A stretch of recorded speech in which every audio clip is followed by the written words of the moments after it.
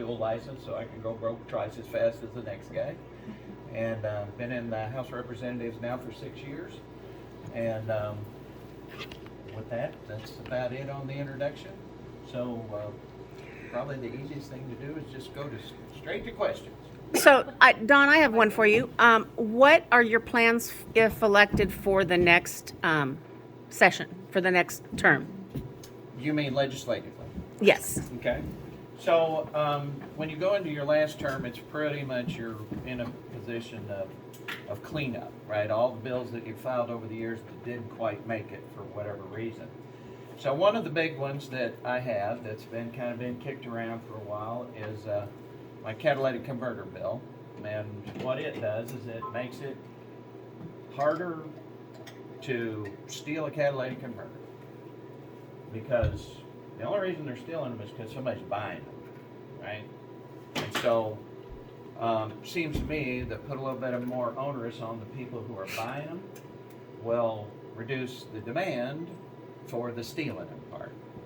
So last time I filed that bill, I had several co-sponsors, but two of my Democrat colleagues filed the exact same bill.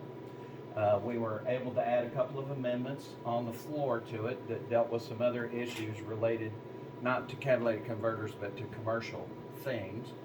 One of them was submitted by a Democrat, one of them was submitted by a Republican.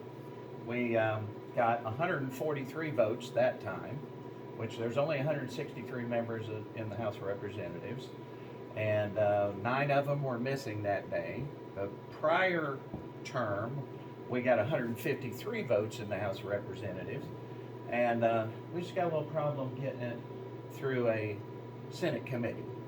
That seems to be our only hang-up. So it's clearly a legislative priority. It's not a caucus priority. When you get 153 votes on the House of Representatives for any bill, it should be pretty clear that that's what the people want to do. So that's going to be one of the big focuses. The other one is I'm still working on trying to get some interest from lobbyists to do, and that is to help with, because all of these bills seemingly you got to have some kind of lobbyist input, right? Especially this one. Right now we have a severe doctor shortage in the state of Missouri, but it's not just here. It's all through the Midwest. In our hometown, Kyle and I's hometown, when we were kids going to high school, we had 2 doctors in our town. We had 800 people. Well, now we're 1,100 people and we got 0. Well, part of that problem is because the way we license doctors now. So there's about 13,000 doctors throughout the country that we throw away because they can't get matched up on a residency. Well, most people don't understand how that process works, but the residency program is, for lack of a better term, a criminal enterprise. You know, something that was probably dreamed up in order to provide for better health care has morphed into this thing that's run by ACGME and actually does exactly the opposite. It becomes a pay-to-play system. And so what happens is that those folks who don't get matched up on a residency commit suicide at 4 times the rate of the normal population. That's tragic. And why? Because they're sitting there staring at $500,000 in debt and no way to pay it off. And then after their second year not getting matched up on a residency, we tell them they can't even drive the ambulance. Now, fortunately, here in Missouri, my predecessor, Keith Frederick, got past the AP program, which will allow those folks to actually practice in medicine while they're trying to get matched up on a residency. The unfortunate part of that is CMS, that's the folks who run Medicare and Medicaid, won't provide a charge code for APs. So there's a charge code under CMS for APRNs, those are your nurse practitioners.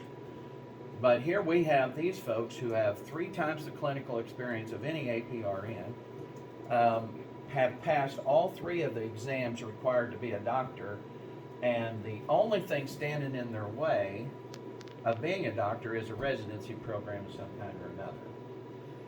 Okay, so how can we do that? Well, there's a couple of different ways that we can do it. One of them is that we can eliminate this ridiculous requirement that ACGME be the only institution that defines what a residency program is. My bill also has a component in it to allow for a person practicing at one of our federally qualified clinics like COMC to get credit toward their residency to become a doctor. And seems that's where the hang-up is. Because everybody wants to know who's going to pay for it. It's all about the money, not about providing good service to that customer. Because I can tell you right now, and the person who runs COMC has told me, you put that person in my clinic and I'll convince them to stay here in Central Missouri. I'll convince them to stay here. Our only hang-up is whether or not we can get that residency equivalent approved. And right now, the lobbyists are standing in the way of that. Well, you know, what we need good folks who have run into these healthcare situations come up to the Capitol and demand that we do something about that.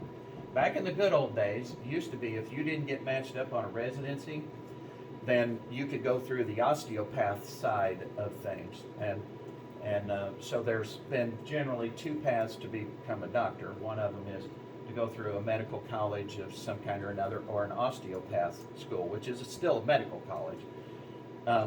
And they had a separate licensing procedure.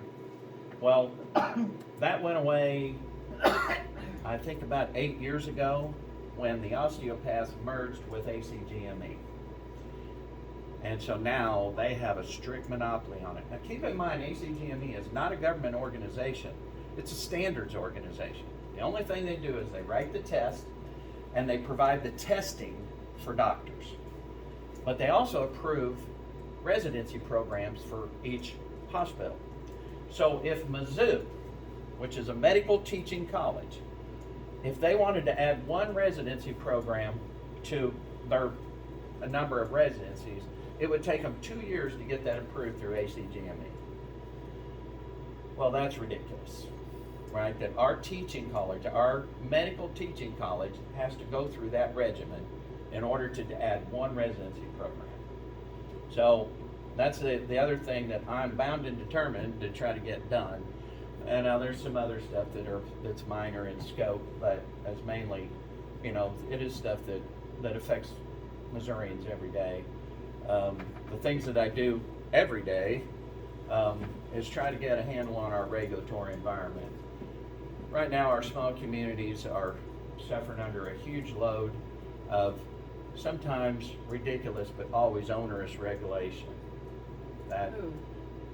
So, as an example, right here in Richland, Missouri, but over in Crocker also, we're being required to install disinfection on our wastewater treatment system. So kind of how that all happened was there was a whole body contact rule from the EPA under the Clean Water Act. And so what that rule said was, and generally was interpreted as, is that before you had to disinfect your effluent, you had to be able to immerse yourself in the stream. So like the Gasconade River or the Merrimack River or other, right? So Sierra Club sued the EPA to force Missouri into their definition of the whole body contact rule. So now, if these treatment plants that discharge to basically muddy ditches have to install disinfection.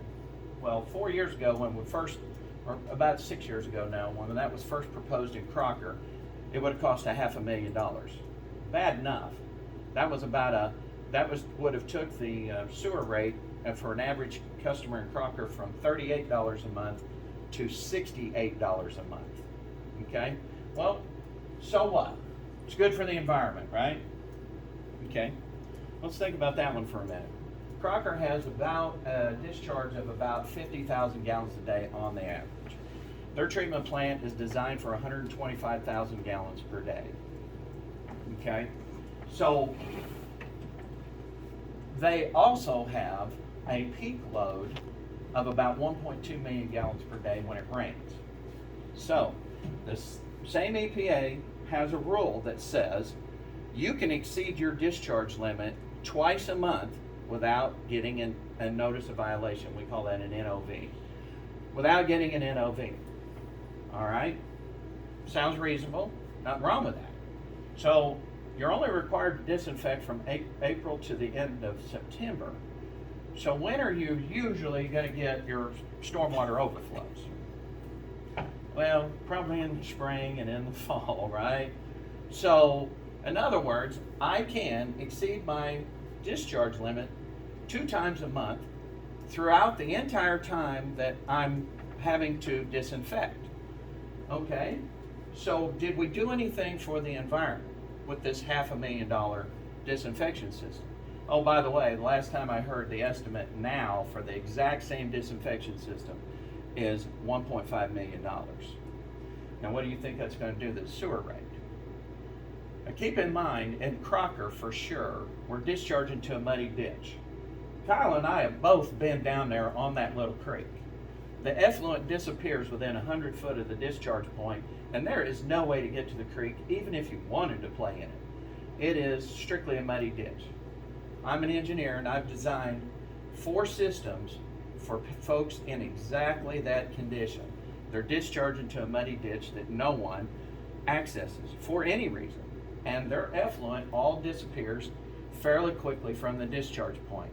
So have we improved the environment? Keep in mind, this disinfection is only to prevent any kind of a pathogen from moving into human health, right? It's not for animals, fish or otherwise. So why are we wasting all this money when we could take that same $1 million, $1.5 million, and fix our leaky sewer system? That should be the focus. If we really want to do something for the environment, we can do that. We can fix the leaky sewer system. But because of these unfunded mandates that get forced down from our Department of Natural Resources, then often we end up spending a lot of money that absolutely does no good whatsoever. So working with DNR, we've identified a few of those rules. On that particular one, they understand the logic of that, and so they've allowed 20-year compliance schedules on that. Well, that's kicking the can down the road, right? When in reality, if we really wanted to make a difference, we could, with that same money, we could fix the leaky sewer system and make necessary upgrades to the treatment plant. So those are some of the things that I have been able to do over the years. I think the one I'm most proud of is, you remember when we first started the Real ID thing? How many people have applied for, how many got their Real ID the first time? The first time, yeah.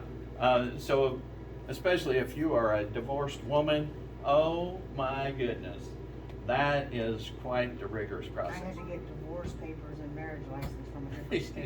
And then sure. Yeah. So as it turns out, whenever the first time I went over, they said, you know, I need this Social Security card, right? That's a government ID. Who would ever thought, right?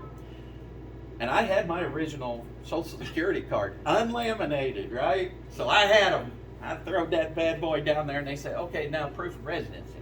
I pulled my driver's license out and throwed it down there. Oh, can't take that. And I said, why? It's got my address on it. It's government issued picture ID. Well, we can't take driver's license. But do you have your renewal form? So they would take the renewal form, but they wouldn't take the actual driver's license. So you couldn't move. True, but if the renewal form and the actual issued license have the same address, then why can't we use it? Okay, so I was told by DOR that, well, we can't do that because of Homeland Security. Homeland Security requires that. And I said, okay, show me the stuff that Homeland Security requires. Guess what? Driver's license was on their list. So I went back to DOR. I called every U.S. congressman we had. Every single one of them responded the same way. This is the Homeland Security's list. We've checked with them. They say driver's license is okay. So then it still took 2 directors of DOR before we could get that changed. So now you can use your driver's license for your proof of residency on trying to get a real ID. Now, there's been more than a few of those, but those are actual things that you can do without legislation that can have an immediate impact on people's lives. And truthfully, it's a lot of stuff that we shouldn't have to do. Our bureaucrats should be able to do this on their own. But unfortunately, as we all are aware, that ain't the way government works. Oh, I just wanted to make one more note on that.